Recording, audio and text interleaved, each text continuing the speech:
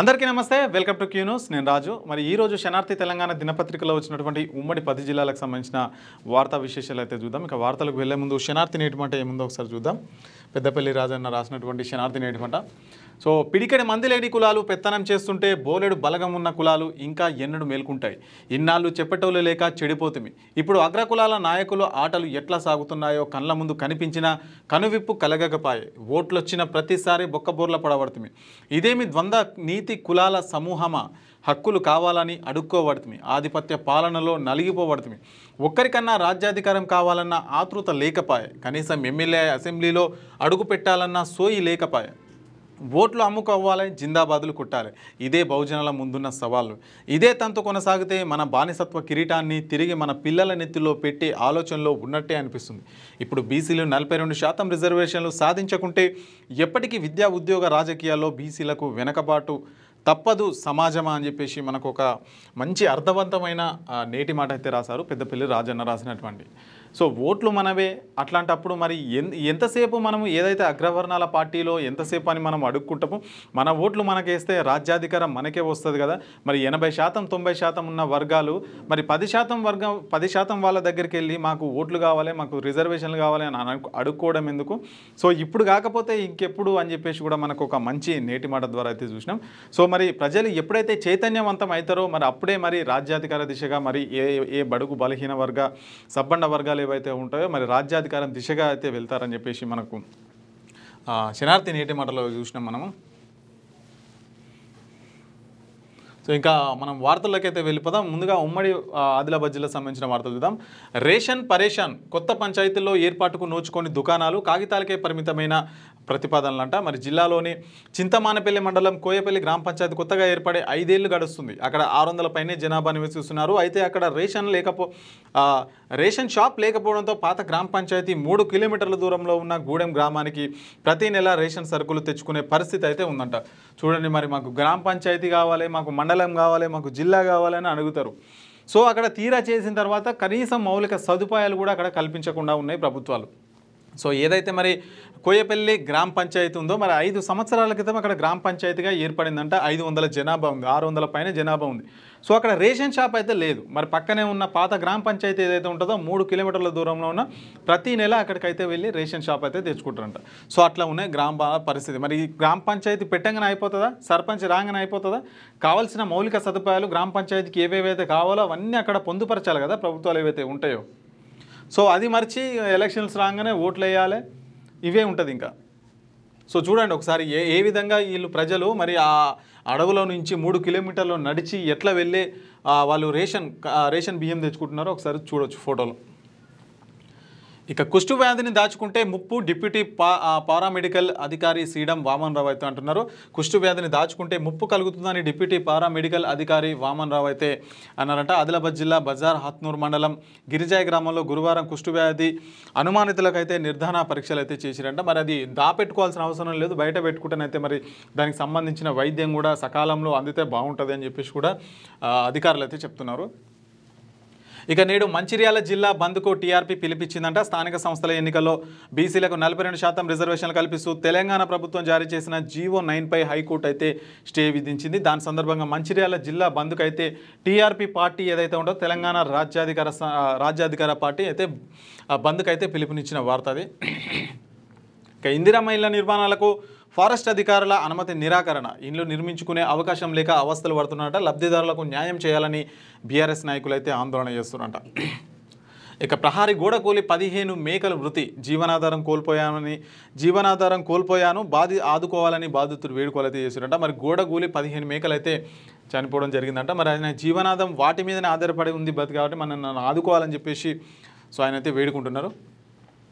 ఇక బీసీల అభివృద్ధిని అడ్డుకునే రెడ్డి జాగృతి సభ్యులారా ఖబర్దార్. బీసీ సంక్షేమ సంఘం జిల్లా అధ్యక్షుడు డాక్టర్ రూప్నర్ రమేష్ అయితే అంటున్నారు. జిల్లా కేంద్రంలోని బీసీ సంక్షేమ సంఘం ఆధ్వర్యంలో ఏర్పాటు చేసిన మీడియా సమావేశంలో జిల్లా అధ్యక్షుడు డాక్టర్ రూప్నర్ రమేష్ అయితే తీవ్ర వ్యాఖ్యలు అయితే చేయడం జరిగింది. మరి బీసీల అభివృద్ధిని అడ్డుకునే రెడ్డి జాగృతులకు మరి ఒక హెచ్చరిక జారీ చేస్తున్నట్లుగా మనకైతే వార్త కనిపిస్తుంది. ఇక ఉమ్మడి నిజామాబాద్ జిల్లా సంబంధించిన వార్తలు చూద్దాం.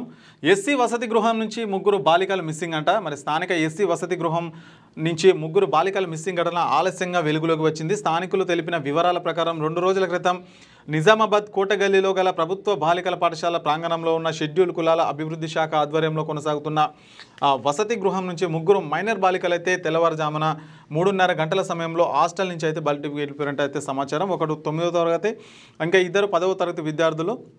సో విషయం తెలుసుకున్న తల్లిదండ్రులు 2వ టౌన్ పోలీసులను ఆశ్రయించి వసతి గృహాన్ని సందర్శించి కేసు అయితే నమోదు చేసుకున్నారంట. మరి నిర్వాహకుల నిర్లక్ష్యం వల్లే సో వాళ్ళైతే వెళ్ళిపోయారని చెప్పేసి వాళ్ళపైన చర్యలు తీసుకోవాలని అయితే చెప్తున్నారంట.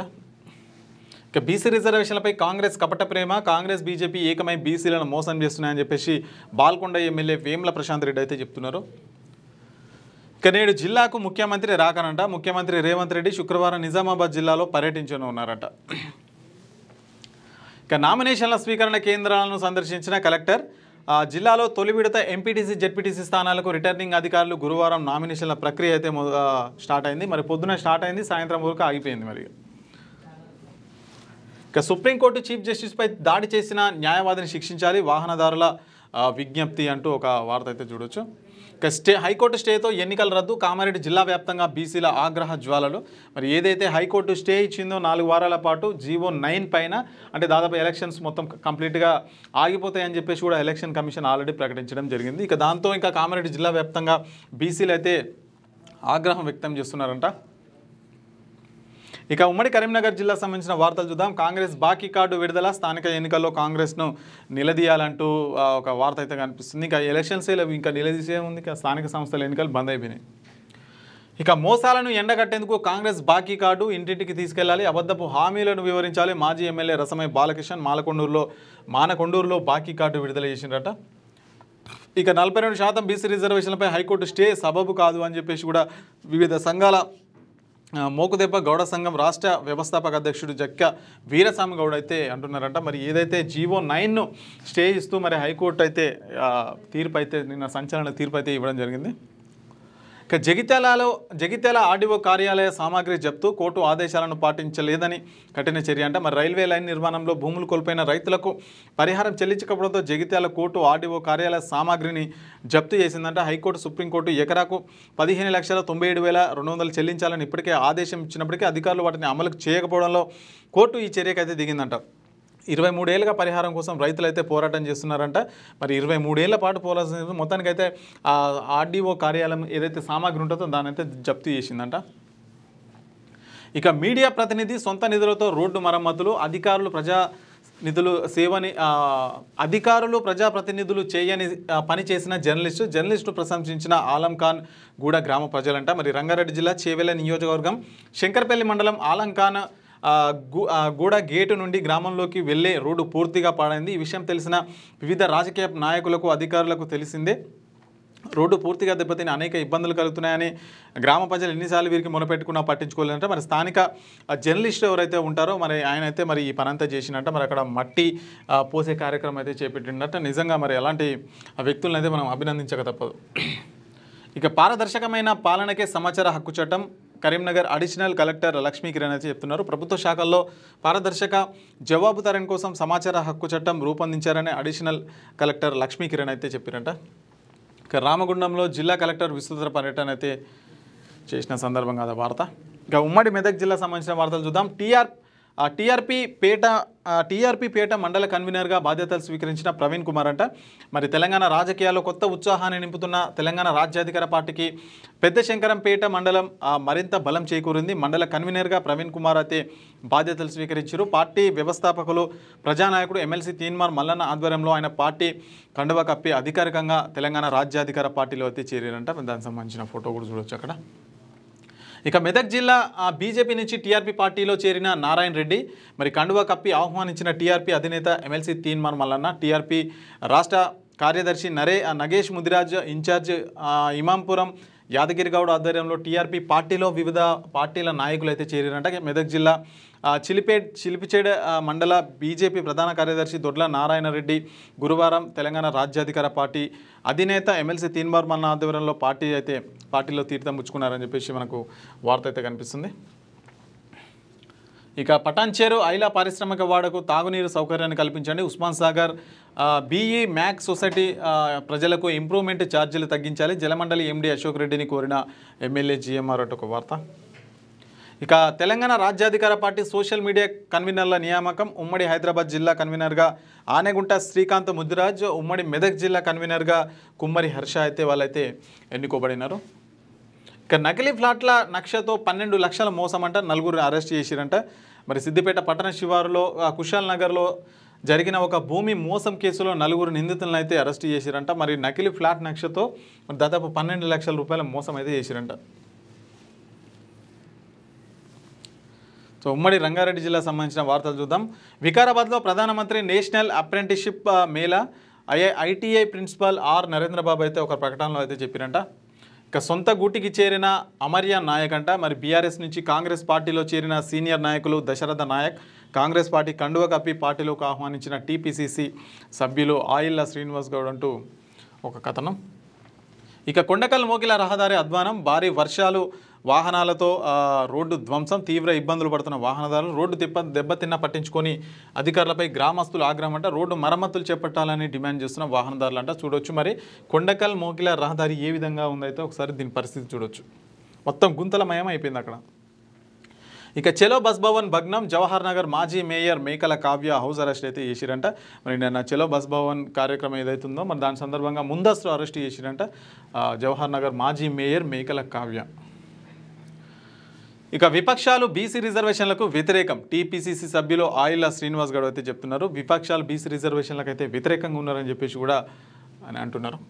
ఇక షాద్నగర్లో రేషన్ డీలర్ల చేతివాటం, మోసంతో పేదల బియ్యం స్వాహా, ఒక్కొక్కరి దగ్గర 500 గ్రాముల నుండి 1500 గ్రాముల బియ్యం నొక్కేస్తున్న వైనమంట. మరి ½ కేజీ నుండి మరి కేజీన్నర వరకు అయితే డీలర్లు అయితే ఆ బియ్యం అయితే నొక్కేసి పక్కదారి పట్టిస్తున్నారంటూ ఒక వార్త అయితే కనిపిస్తుంది ఇక్కడ. ఇక ఉమ్మడి హైదరాబాద్ జిల్లా సంబంధించిన వార్తలు చూద్దాం. పెంచిన బస్ టికెట్లు ధరలు తగ్గించాలి. బస్ భవన్లో టీజీఎస్ ఆర్టీసీ ఎండీ వై నాగిరెడ్డికి వినతి పత్రం సమర్పించిన బీఆర్ఎస్ ఎమ్మెల్యేలు ఎంపీఎల్సీలు అంటూ ఒక వార్త. మరి ఏవైతే బస్ టికెట్లు అయితే పెంచారో వాటిని వెంటనే తగ్గించాలని చెప్పేసి కూడా బీఆర్ఎస్ నేతలు ఎమ్మెల్యేలు సో అక్కడ వినతి పత్రం అందజేశారు. ఇక సమస్యల సాధన కోసం ఉద్యోగులు పోరాటానికి సిద్ధంగా ఉండాలి. TNGO convener SM Husseini, Mujeeb co convener Kasturi Venkat అయితే పిలుపునిచ్చిన సందర్భంగా అదొక వార్త. ఇక సమస్యల సాధన కోసం ఉద్యోగులు పోరాటానికి సిద్ధం కావాలి. TNGO convener SM Husseini, Mujeeb co convener Kasturi Venkat అయితే పిలుపునిచ్చారు. ఇక 10 లీటర్ల నాటుసారా స్వాధీనం, భార్యాభర్తలు అయితే అరెస్ట్ చేశారంట. మరి అక్రమంగా నాటుసారా విక్రయిస్తున్న 2 వ్యక్తులను అరెస్టు చేసినట్లు excise task force inspector Praveen Kumar అయితే తెలిపారంట. ఇక బీకేగూడ డ్రైనేజీ పనులు తనిఖీ, పనుల్లో వేగం పెంచాలని జోనల్ కమిషనర్కి అయితే ఆదేశం జారీ చేసినట్టు ఒక వార్త. ఇక సిండికేట్గా ఏర్పడి ప్రభుత్వ స్థలం కబ్జా, సుమారు 5 కోట్ల ప్రభుత్వ స్థలంపై అక్రమార్కుల కన్ను, ఏకంగా గదుల నిర్మాణాలు చేపట్టి గనులు అక్రమ నిర్మాణాలను కూల్చివేసిన రెవెన్యూ అధికారులంట. మళ్ళీ నిర్మాణాలు చేపడితే క్రిమినల్ కేసులు తప్పవన్న గండిపేట తహసీల్దార్ శ్రీనివాసరెడ్డి అయితే చెప్తున్నారు. మరి అక్రమంగా సిండికేట్గా ఏర్పడైతే ప్రభుత్వ స్థలాన్ని కబ్జా చేసే ప్రయత్నం అయితే చేస్తున్నారని చెప్పేసి గండిపేట తహసీల్దార్ శ్రీనివాసరెడ్డి అయితే చెప్తున్నారు. మళ్ళీ వాటిని అయితే మరి ప్రభుత్వ యంత్రాంగం అయితే కూల్చివేయడం జరిగింది అక్రమాలను. సో ఇక సింపతి మీద ఓట్లు రావు, జూబ్లీహిల్స్లో విజయ డంకా మోగిస్తాం, పార్టీ నమ్మకాన్ని నిలబెడతా, జూబ్లీహిల్స్ నియోజకవర్గ కాంగ్రెస్ అభ్యర్థి నవీన్ యాదవ్ అయితే చెప్తున్నారు. సింపతి మీద ఓట్లు రావని చెప్పేసి కూడా నవీన్ యాదవ్ అంటున్నారు. మరి ఉమ్మడి పాలమూరు జిల్లా సంబంధించిన వార్తలు చూద్దాం. కాంచీరాం మార్గం అనుసరణీయం, బహుజన్ సమాజ్ పార్టీ వ్యవస్థాపకుడు కాంచీరాం మార్గము అనుసరణీయమని బీఎస్పీ రాష్ట్ర కార్యవర్గ సభ్యుడు జూట్ల నరేంద్ర అయితే అన్నారట. శుక్రవారం మక్తల్లో కాంచీరాం వర్ధంతి సందర్భంగా మరి ఆయనకు నివాళులు అర్పించి కూడా మరి కాంచీరాం మార్గం మనం అందరం పాటించాలి అనే విధంగా సో ఆయన ఎంత పిలుపునిచ్చారంట మాట్లాడారు. ఇక టీఆర్పీ బంద్ను విజయవంతం చేయాలి, తెలంగాణ రాజ్యాధికార పార్టీ జిల్లా నాయకులు గోరెట్ల సతీష్ యాదవ్ అయితే చెప్తున్నారు. మరి ఏదైతే బీసీలకు 42% రిజర్వేషన్లు కల్పించే జీవో 9ని హైకోర్టులో అయితే దాని మీద స్టే విధించడం జరిగింది. మరి దాని సందర్భంగా తెలంగాణ రాష్ట్ర వ్యాప్తంగా టీఆర్పీ బంద్ను విజయవంతం చేయాలని చెప్పేసి నాయకుడు గోరెట్ల సతీష్ యాదవ్ అయితే అంటున్నారు.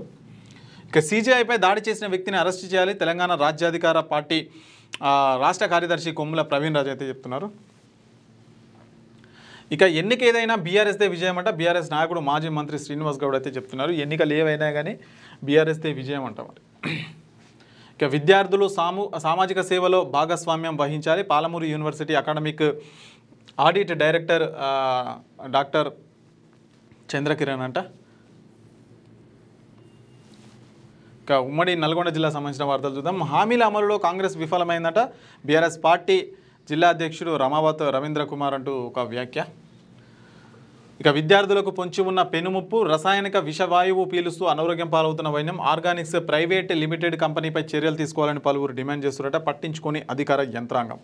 యాదాద్రి భువనగిరి జిల్లా బీబీనగర్ మండలం MSN Organics private limited company పక్కనే బీసీ ఎస్టీ వెల్ఫేర్ గురుకులంలో 1500 మంది విద్యార్థులు అయితే చదువుతున్నారట. మరి అక్కడి నుంచి ఏవైతే వ్యర్థాలు ఉంటాయో, గాలి ఉంటాయో, మరి భయంకరమైన విషపూరితమైన వాయువులు వదలడం వల్ల అక్కడ పక్కనే ఉన్న మరి 1600 మంది హాస్టల్ విద్యార్థులకు అయితే తీవ్రంగా ఇబ్బందులు కొలుస్తున్నాయి. వాళ్ళకు మరి పీల్చుకొని ఊపిరితిత్తుల్లో కూడా చాలా ఇబ్బందులు తలెత్తున్నాయి. మరి దాన్ని వెంటనే ఆ సమస్యకు పరిష్కరించాలని చెప్పేసి కూడా అక్కడ పలువురు కోరుతున్నప్పటికీ కూడా అధికార యంత్రాంగం ఏదైతే ఉంటుందో మరి పట్టించుకునే పరిస్థితి అయితే అక్కడ ఉంది. ఇక కాంగ్రెస్ హామీలన్నీ కాగితాలకే పరిమితం. యాదాద్రి జిల్లా బీఆర్ఎస్ అధ్యక్షుడు కంచర్ల రామకృష్ణారెడ్డి అయితే చెప్తున్నారు.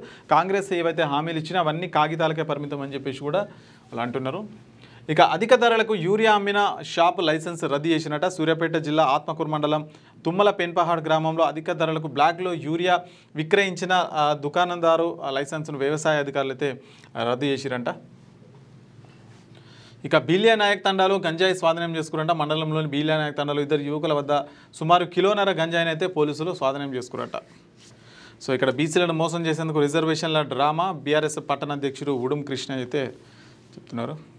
ఇక ఉమ్మడి వరంగల్ జిల్లా సంబంధించిన వార్తలు చూద్దాం. బంద్ను విజయవంతం చేయండి. టీఆర్పీ రాష్ట్ర వర్కింగ్ ప్రెసిడెంట్ మాదం రజనీ కుమార్ యాదవ్ అంటూ ఒక వార్త అయితే చూడొచ్చు. మరి స్థానిక సంస్థల ఎన్నికల్లో 42% రిజర్వేషన్లు కల్పిస్తూ రాష్ట్ర ప్రభుత్వం తీసుకొచ్చిన జీవో నెంబర్ 9ని నిలిపివేస్తూ గురువారం హైకోర్టు తీర్పు ఇచ్చిన నేపథ్యంలో మరి TRP working president Madam Rajani Kumar Yadav అయితే మరి రాష్ట్ర వ్యాప్తంగా కూడా బంద్కు పిలుపునిచ్చారు. బంద్ను అయితే విజయవంతం చేయాలని చెప్పేసి కూడా అంటున్నారు. ఇక దురలవాట్లకు దూరంగా ఉండాలి. జిల్లా వైద్య ఆరోగ్య శాఖ అధికారి సాంబశివరావు అయితే చెప్తున్నారు.